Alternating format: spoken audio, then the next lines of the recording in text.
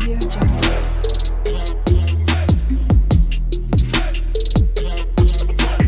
Audio Jungle. Episode 2 dari The First Night with the Duke dimulai dengan kilas balik ke malam Sun Caek bertemu dengan pangeran.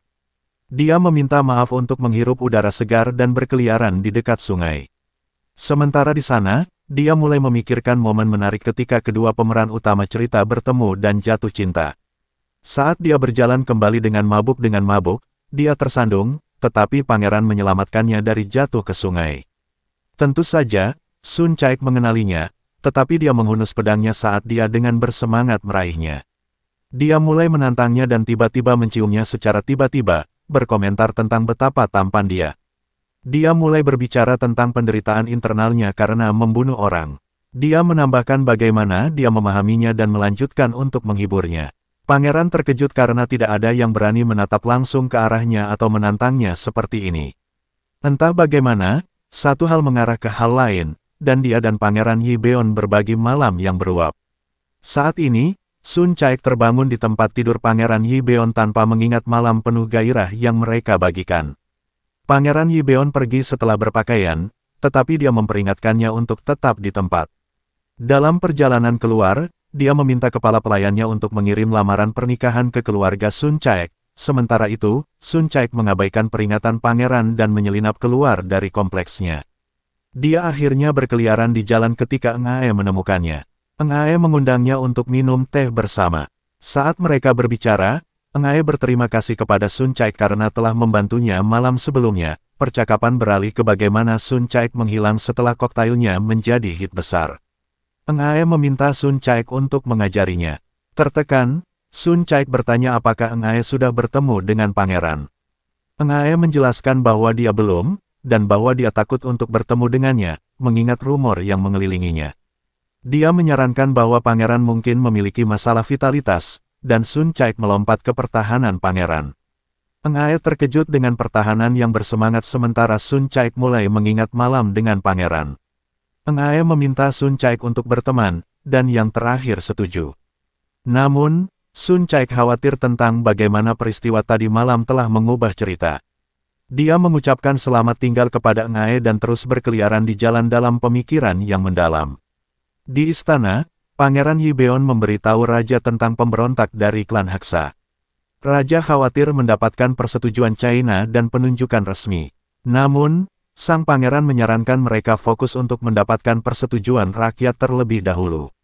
Sayangnya, Raja mengabaikan nasihat ini dan meminta Pangeran Yi Beon untuk bergabung dan memimpin utusan ke Tiongkok. Pangeran dengan sopan menolak dan menjelaskan bahwa dia berniat untuk menikah.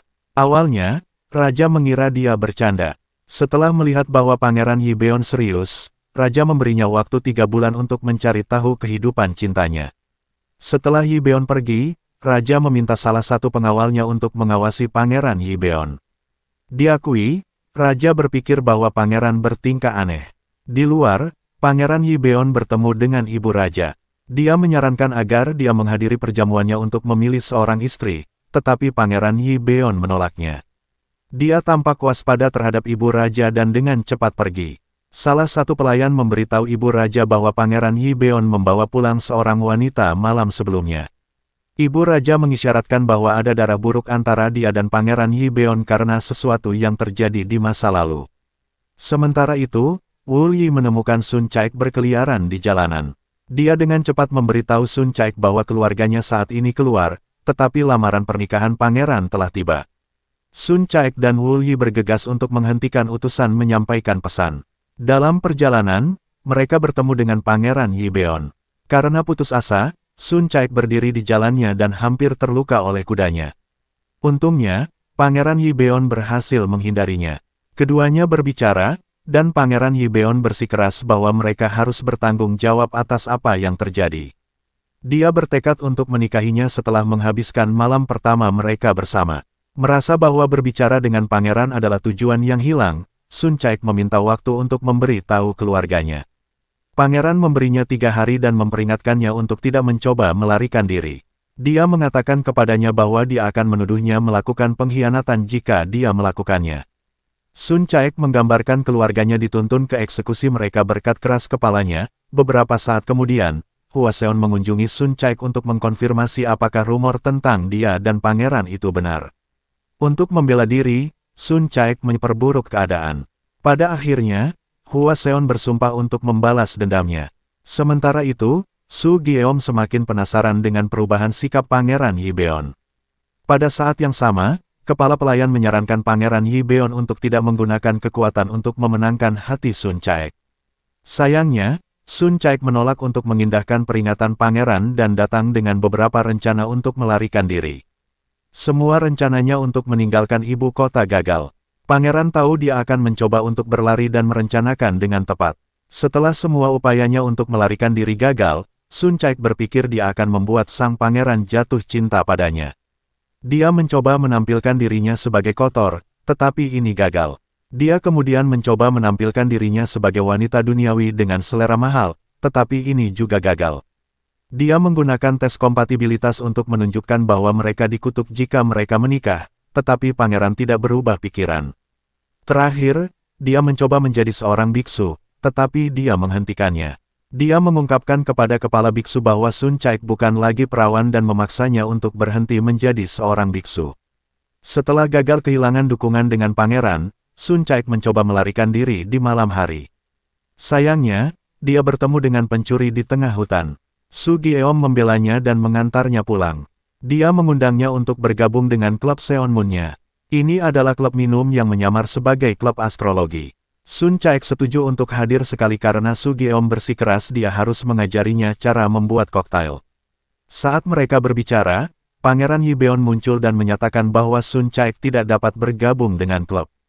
Su Gyeom bingung dan bertanya mengapa. Pangeran melanjutkan dengan mengatakan bahwa dia akan melarang orang-orang yang belum menikah di kota untuk bertemu, karena dia harus melindungi sesuatu. Tiba-tiba, saudara-saudara Sun Caik tiba di rumah dalam keadaan mabuk. Mereka terkejut melihat Pangeran Yibeon, terutama setelah dia menyebut mereka sebagai saudara ipar. Dia akan menjelaskan secara rinci ketika Sun Caik mencoba campur tangan dan pingsan. Pangeran Yibeon mendorong Su Gyeom keluar dari jalan untuk memastikan Sun Caik jatuh ke pelukannya. Semua orang terkejut sementara Sun Caik secara internal merenungkan apakah kematian adalah satu-satunya hal yang akan menyelamatkannya dari pangeran yang obsesif. Dalam epilog, kita melihat Pangeran Yibeon menghadapi pencuri yang menyerang Sun Caik. Namun, dia menyelamatkan nyawa mereka saat dia bergegas untuk menyusulnya dan Su Gyeom.